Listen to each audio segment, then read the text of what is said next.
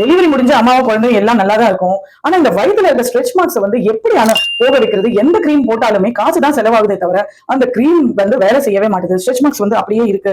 இந்த மாதிரி நிறைய மாமிஸ் ஃபீல் பண்றாங்க. அந்த மாதிரி ஃபீல் பண்ற மாமிஸ் நீங்களா இருந்தீங்கன்னா கண்டிப்பா இந்த வீடியோ உங்களுக்காக தான். சோ ஃபர்ஸ்ட் வந்து ரூட் காஸ் என்னங்கறத புரிஞ்சுக்கோங்க. ஸ்ட்ரெச் மார்க்ஸ் போயிடணும்ன்றது இல்ல. ஸ்ட்ரெச் மார்க்ஸ் வந்து ஒரு அழகோட அடையாளங்க. ஒரு அழகான ஒரு குழந்தையை நீங்க பெத்தெடுத்திருக்கீங்கன்றத விட தாய்மையோட அடையாளம். அது இருந்துட்டு போது விடுங்களேன். பட் அது எனக்கு வேண்டாம் அப்படின்னு நீங்க வந்து முடிவு பண்ணீங்க அப்படின்னா ரூட் காஸ் என்னங்கறத தெரிஞ்சுக்கணும்.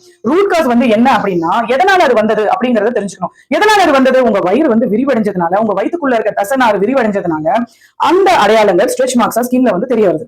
ஓகேவா? சோ இத வந்து போக்குறதுக்கு வெறும் கிரீம் மட்டும் போதாதுங்க. அந்த விரிஞ்ச மசில மறுபடியும் ஸ்ட்ரென்தனிங் பண்ணணும். அதுக்கு என்ன பண்ணணும்? Post natal exercise.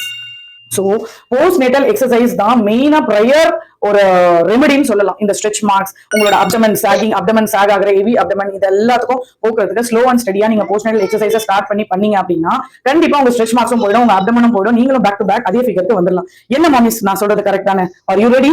நம்மளோட சேனல்ல போஸ்ட் நேட்டல் சீரீஸ்ல நம்ம போஸ்ட் நேட்டல் எக்ஸசைஸ் வந்து போஸ்ட் பண்ணிருக்கோம். அதை பாருங்க, பயனடைங்க. உங்களுக்கு வேற ஏதாவது டவுட்ஸ் இருந்தாலும் கமெண்ட் செக்ஷன்ல வாங்க, உங்க டவுட் கிளியர் பண்ண நான் இருக்கேன்.